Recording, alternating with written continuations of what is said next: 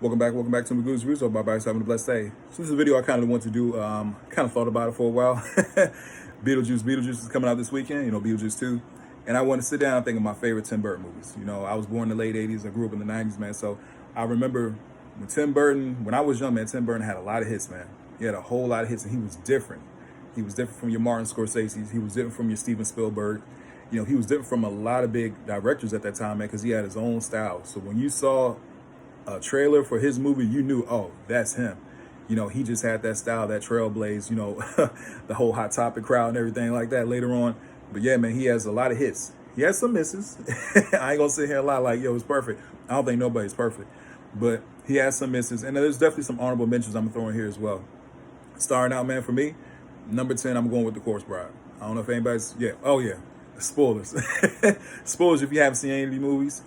Again, this is my list. If you have your own list, please leave in the comment sections. But yeah, definitely, you haven't seen any of these movies, go check them out, man. But for me, number 10, I'm starting out with The Corpse Bride. That stars Johnny Depp, Helena Bonham Carter, and it's a stop motion puppeteer, kind of like with The Nightmare Before Christmas.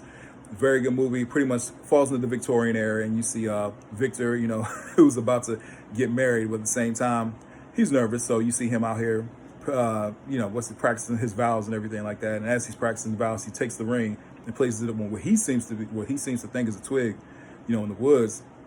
Turns out to be a whole dead body, bro. But anyway, who she was meant to be a bride. She wanted to get married and everything like that. So she falls in love with Victor, and he starts to get feelings for her, which is, it's kind of strange.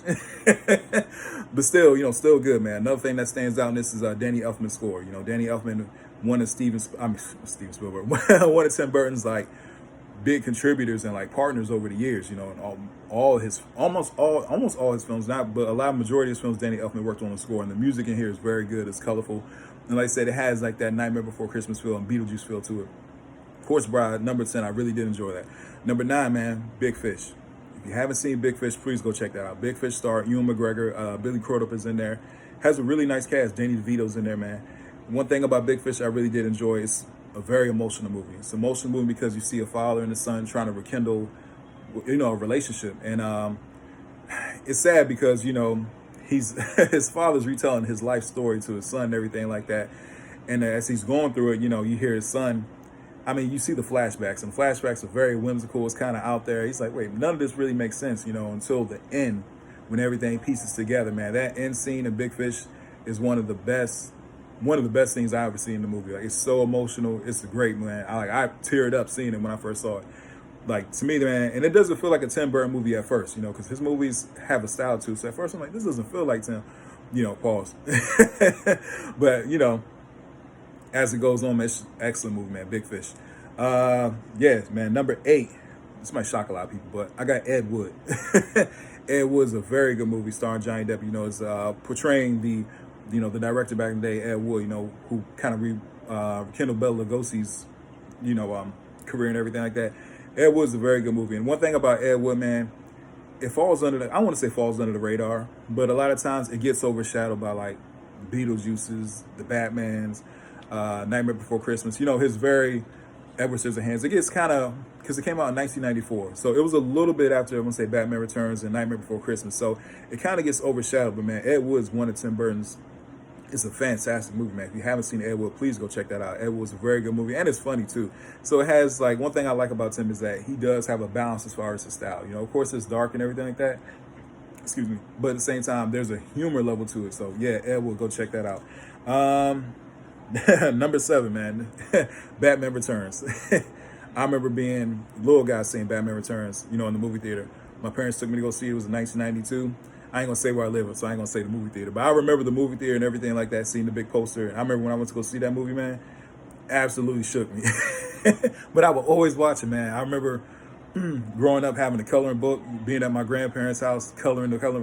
Batman Returns when it came out was a big movie, but at the same time, it did get a lot of pushback from the parents because the toys were at McDonald's, and it was a very dark movie. Batman Returns is darker than Batman '89, and Michelle Pfeiffer, Michael Keaton, and Danny DeVito, all of them did a great job, man. It's absolutely a fun movie.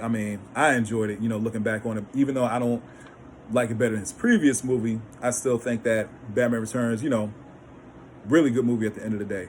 And Tim really, his superhero movies really did trailblaze because the superhero movies weren't popular like that back then. You know, you had your Batman movies here and there, but later on in the 2000s, you got your Marvel movies and a few more DC movies. But his Batman movies really did trailblaze a lot, you know. And his Danny DeVito's Penguin definitely stands out. So is Michelle's fight for Catwoman. One thing I will say is that this movie focuses more on the villains than it did the hero, and that's one of the reasons why I really didn't. I loved him, but I really, looking at his Batman movies back then, I thought Christopher Nolan did a better job focusing on Batman and leaving the villains as the sides, even though they were great. And I think in Tim's movies, he was more focused in love with the monsters. You know what I mean? Which leads to my number 6, Sweeney Todd, The Demon Barber of Fleet Street. This is a musical. Man, this is a very good movie. Very good movie, man. If you haven't seen Sweeney Todd, go check it out, man. Great songs. Johnny Depp, of course, another Tim Burton, probably like his #1 actor that everybody knows, man. Tim Burton and Johnny Depp, man, just a great duo. And Johnny Depp killed it, man. Helena Bonham Carter, she's in this one again. So this is a very good movie. Alan Rickman, you know, he was in there as well. Very good, but very violent. I remember this came out like in December 07, 06, 07, 06. I went to go check it out because, you know, I'm a big Tim fan. Saw it in the theater, was like, dang, man, yo, this one's wild, bro. You know, bro, killing people and turning them into pies, man. So it was wild. Overall, man, I really did enjoy the film. It was a very good film, man.